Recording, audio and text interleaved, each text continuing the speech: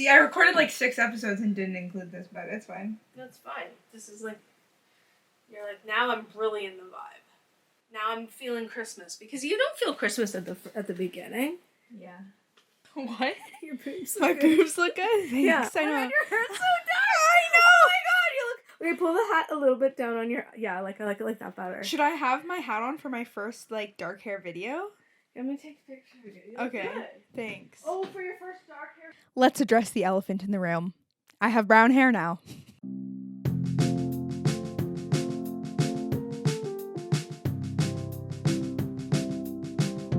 I thought about doing an episode about my hair and it just seems so obnoxious, but then I just went on a walk and I was like, wait, my decision to go brunette is very much connected to a lot of other big decisions I've been making in my life recently, and they all come back to a value of wanting my body to be in its most natural form possible. And so this is something that has driven my decision to, 1, dye my hair as we talked about, 2, go off the birth control pill, and 3, what ways I use to collect my period. That's kind of a weird way to put it, but like what I use as my period collection method. That's pads, tampons, cup. What is it? So let's get into it.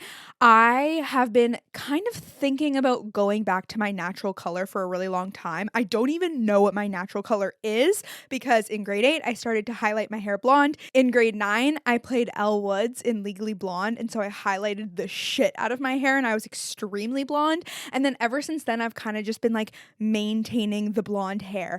So first of all, I'm going to take this Santa hat that I'm wearing off because it's making my head really freaking hot. Okay, I can hear myself way better now in these headphones. Holy crap. So last winter, I started to explore the idea of not highlighting my hair anymore, and there were multiple factors that went into this decision.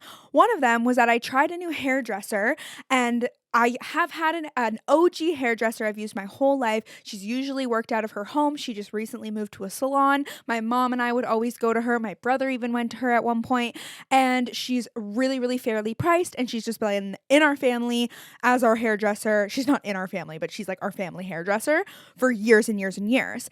And then I hit a point where I was like, I want to try something else. I want to mix it up. And so I went to a different hairdresser that was recommended by a friend and got my hair done by her twice.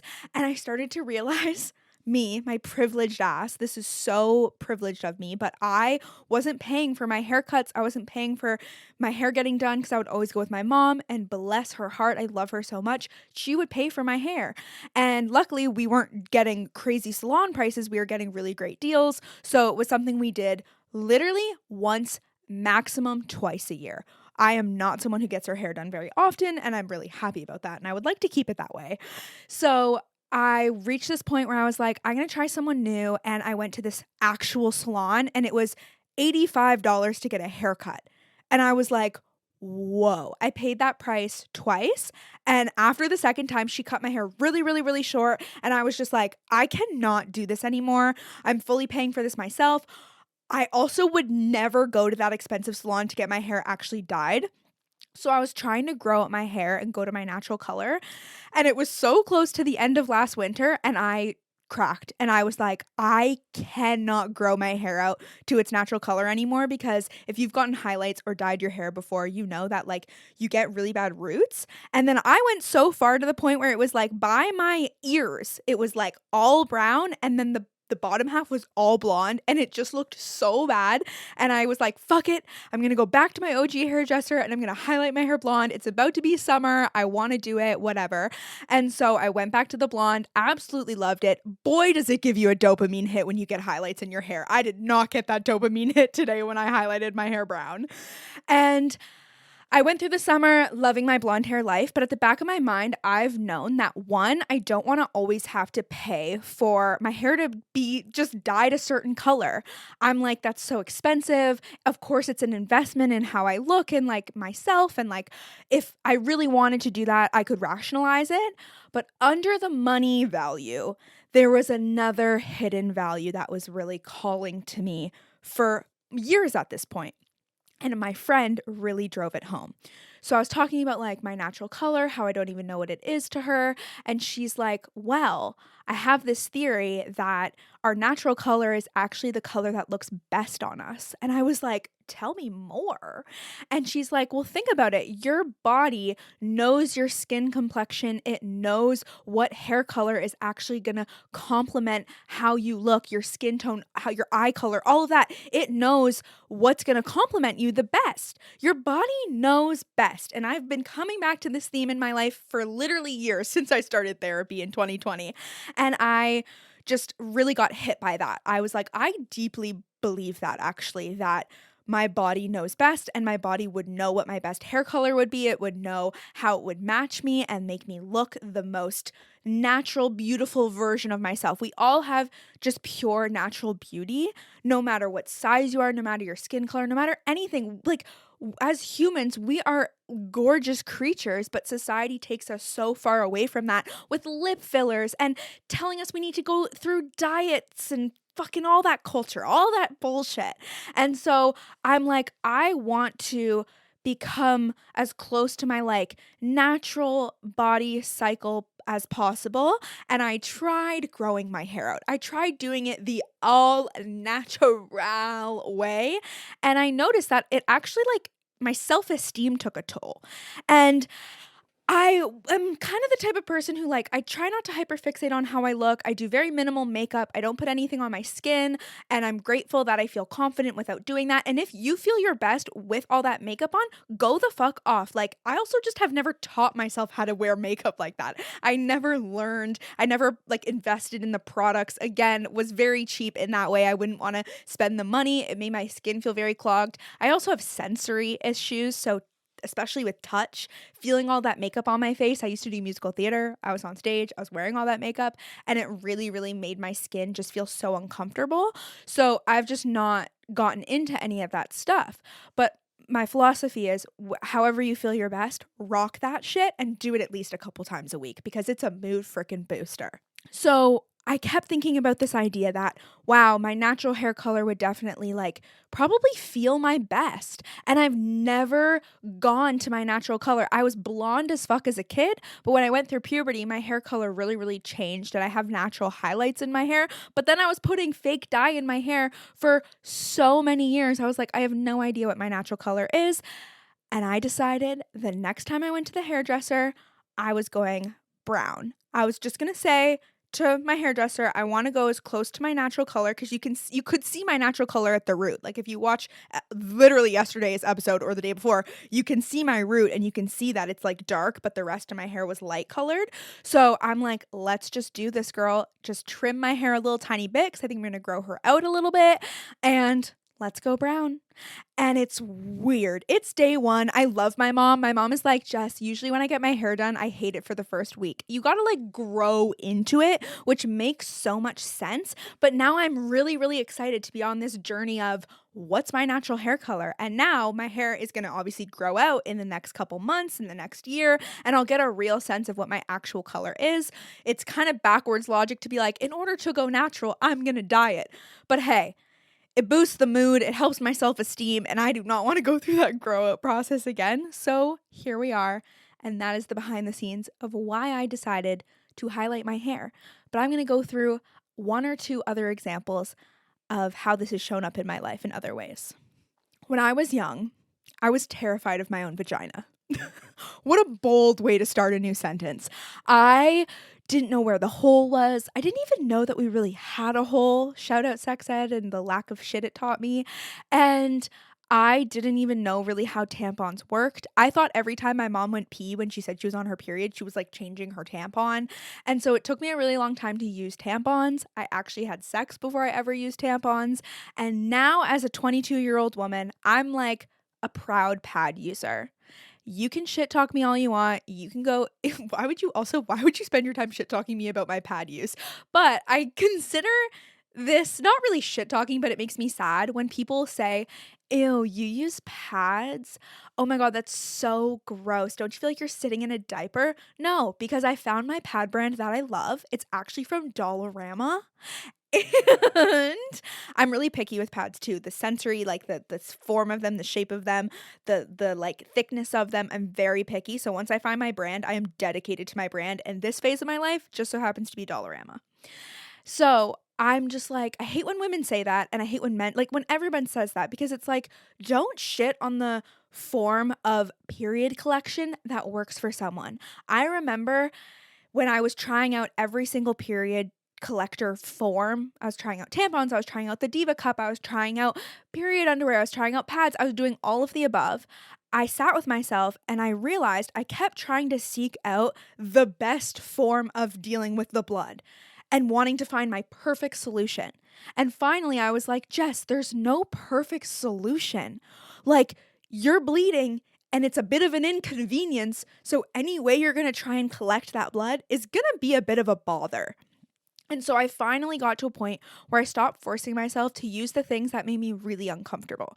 I'm pretty much just a pad girly, but I also use period underwear at night and I love it. It's so amazing to have a break. My method is like use one thing till it bothers you and then switch to something else. And that's what I found my groove is. Pads during the day, period underwear at night. Period underwear during the day for me just doesn't work because I feel like it just gets like very wet and like you can't really just like change your underwear constantly. So I tried tampons for a while. I usually could only do like one tampon use per period, per cycle, because they just made me feel really just like icky and uncomfortable. And I don't love the idea of something being inside of me. That scares me. Toxic shock syndrome scares me.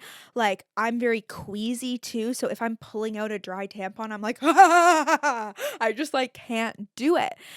But me being the fearless woman I am, I'm so grateful I like have grown to the point where I actually tried this.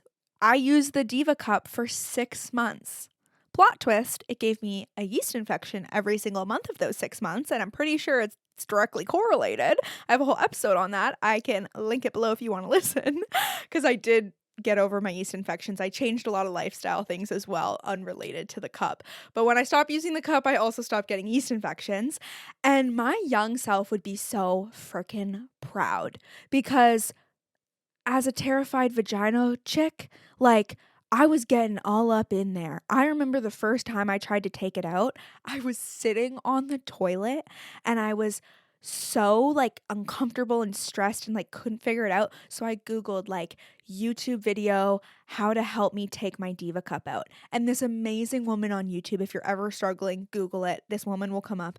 She's like, imagine your vagina like a flower gently opening. And she like took us through a breathing exercise and it helped so much because it just helped me relax. And then when I actually finally got it out, it literally went I felt like I was sucking out my insides. And now I know that it was like the suction cup and it was the suction part of the cup and I just needed to like fold it in half or whatever. I ended up figuring out how to use it, but after that moment I laid on my bathroom floor and was just like trying to like breathe life back into me because I would have passed out. I remember one morning when I was getting ready for school, this is when I was in high school, I put a tampon in and it didn't go in far enough and it is so uncomfortable. If you know, you know.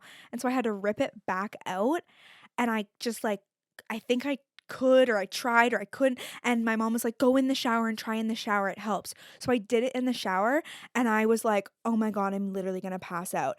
And I had to like have my mom sit with me to make sure I stayed conscious. It was just it's not for the faint of heart. Dealing with periods is not as simple as you would fucking think. So now, as I've gone through all of these experiences, I'm like, I use pads and I use period underwear, and it's not invasive. It makes me feel the most comfortable. I whip out those wet wipes when I need them, and I'm so grateful I've found a solution that works for me, and it feels very natural to me. Having a cup inside of me for like 12 hours does not feel natural to me. That feels terrifying. But if it works for you, don't let me yuck your yum.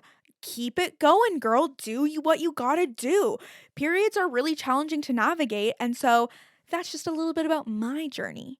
And then we're gonna segue right now into the next final topic about wanting to do things in natural rhythm with my body, and that's birth control.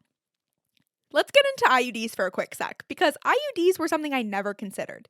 Think about that. Think about me. Think about historical Jess. Like, I couldn't have a tampon in. I couldn't have a cup in for 12 hours. No fucking way in hell I was going to have a literal device in my ovaries. I don't know if that's the proper language. I don't know if it's technically in my ovaries. I think it is. Anyway, again, shout out fucking sex ed. I was like, there's no way I'm doing an IUD. I knew from day one. I also thought that an IUD was something you only used when you after you had kids, because that's how it worked. My mom, sorry to overshare your birth control, but my mom only used an IUD after she had my brother and I. So I was like, oh, that's just like what you do once you have kids, not when you're like this age. But I have a lot of friends who have IUDs. I've had a lot of friends who've tried IUDs. And for me, it was just always off limits. And I'm just grateful I like held that boundary with myself and follow what feels best for your body. Number one takeaway, please. And so, because I knew IUDs weren't right for me, I was on the pill for a very long time. I was on the pill from like high school till like first year of uni. So, like 3 or 4 years then. I took a year off. Then I was on it for like 3 more years.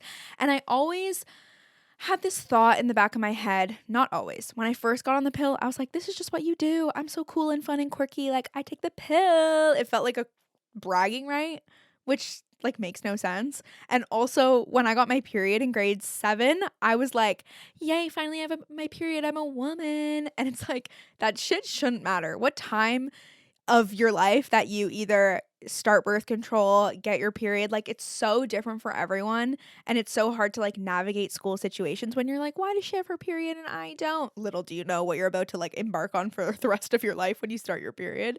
But like, I just wanted to feel older and wanted to feel like I was a woman, and that's just like so kind of sad to look back on, because I'm like, that time in your life is so short where you're just like a kid, and I was just like wanting it to be over so fast. And that just like, like I can never go back to 10-year-old me, and like experience that innocence. But I can do yin yoga and cradle her. If you listen to I want to say day 4, day 4 of Podmas. So in my last couple of years of being on the pill, I was like, this isn't going to work for me forever. I don't want to be on this forever. I know that this is changing my hormones. I don't love the concept of that. And I just knew I wanted to get off of it, but I just did not know how. I was so doubtful of every other birth control solution simply because the pill was just so normalized to me. And it's so crazy because when I told my mom I was going off the pill, she was like, I said to her, like, I thought the pill was just what you did. And she's like, well, that's what I thought. She's like, that's what I was taught growing up, and that's what I was taught growing up. So it's such a weird generational thing of just like, this is just what you do. You just take the pill. It's just like super normal. But we're not really talking about what that's doing to our body and what that's doing to us. And there's 2 books that I absolutely love that really, really helped me understand what the pill was doing to me, and also how to track my cycle and what my cycle is even like in its natural rhythm, which woo woo it now is. Yay! And those books are Period Power by Maisie Hill and In the Flow by Alessia Vitti. I have them linked to my Amazon storefront in the show notes. They are incredible. They were the books that I read. One of them I read leading up to getting off the pill, and then the other one I read once I got off the pill. And I just really, really strongly recommend doing your research. Really, really doing your research on, what is this birth control method doing to my body? What are my other options? What like do I feel most comfortable with? And it can become really, really, really overwhelming. But I really spent like 4 or 5 months researching, talking, crying, brainstorming, learning and understanding what would feel best for me and my boyfriend and within us in our relationship, because I'm really lucky. This wasn't a solo decision. My boyfriend and I were really in it together, trying to figure out what would work for us as a couple that also I felt comfortable with. And my number one priority was my body needs to be in its natural rhythm. I don't want to alter my hormones. I don't want to change my cycle. And so shout out condoms, whoop whoop. That's another thing. I hate when people shit on condoms, because like I've heard people be like, they're going to make me feel less connected to my partner and all this stuff. And it's like, listen, like, what's your priority? What's your value? Mine is no pregnancy scares. My number 1 and number 2 value is my body's in its most natural rhythm, and there's no chance, not no chance, because you have to not be having sex to have no chance of getting pregnant. Best form of birth control is abstinence. Anyway, and so for me, those are my priorities of like, how am I going to navigate getting off the pill? And also, how am I going to feel really, really secure in my birth control method and make sure my partner feels the same way? And that required so much communication, ongoing conversations, really doubting myself, and then taking that doubt as a sign that I didn't know enough to make the change yet. And I did not get off the pill until I felt completely solid in my new birth control method. That meant doubling up, baby, for a month or two. That's what I did in high school. I was always doubling up. And there ain't nothing wrong. Don't double up your condom. Double up your birth control method. And so now I can sit here and just say that I am literally so fucking grateful I took the leap and got off the pill, because it was something that was in my head for so long that I knew in my heart that it was misaligned with my values to be on it and to be taking this thing that really was hurting me in the end. Because if you do your research, which I want you to do before you make a decision, you'll learn what the pill does for your body. And some of the things that I gathered was like, it suppresses our natural hormones. It, is bad, not bad. I don't want to use blanket words like bad, but it, doesn't give our immune system the strength that it would work up. See, I could give all the things, but I'm not gonna try and explain exactly what the pill does, because I don't know everything. There's another great book called something about like off the pill or on the pill or something. I've never read it, but I've seen TikToks and people say really great things. Now that I'm off it, I'm like, I don't need to learn what I just did to my body. Ignorance is bliss, but like, no, it's not. Do your research. Advocate for yourself and know what your values are, because everyone's different and there's nothing wrong with your value being completely different than mine. Along the lines of wanting my body to be in its most natural form, I'm never going to get Botox. I'm not going to inject things in my body, but that's my personal choice and you can take it or leave it. But all I'm doing here is just sharing my opinion, and hopefully it inspires you or encourages you to advocate for yourself and listen to your body and honor the needs that you really have at the end of the day.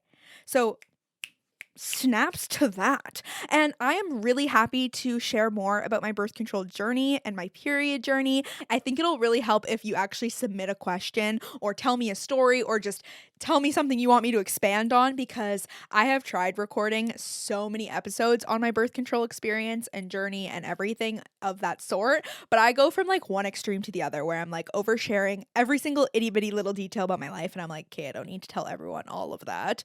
Or one other extreme where it's like, I'm not sharing enough. So if you have questions, I would love to share more about getting off the pill, what it was like for me, how I'm cycle syncing right now, because now I'm trying to be more in tune with my cycle, pay attention to what phase I'm in and how I plan my day around it, or how I plan my exercise routine, or what foods I use to support my cycle and all that shit, because it's been a process. It takes time and it takes so much learning, but I'm so grateful for the experience and I would be really happy to share that knowledge. Just tell me if that's something worth sharing. Let me know in the show notes. There's a spot where you can submit a question or a story in written form on my website, linked below. And then there's also a spot where you can submit a voice message on my Spotify for Podcast page, which is so cool. So you could actually record yourself asking me questions or record yourself telling a whole story, giving some juicy details or some TMI oversharing, and I could play it on the podcast and we could have a little combo. So feel free to do that. I'm so happy to share more, and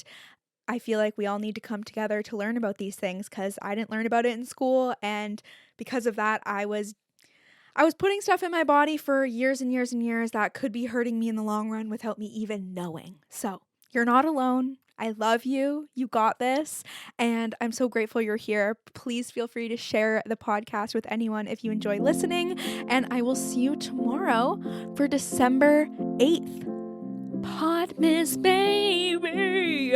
Podmas. And now we're finally decorated. The space is decorated. I wasn't decorated before, but now we're into a week of December. We got some red shit back here. I love you. Talk to you soon.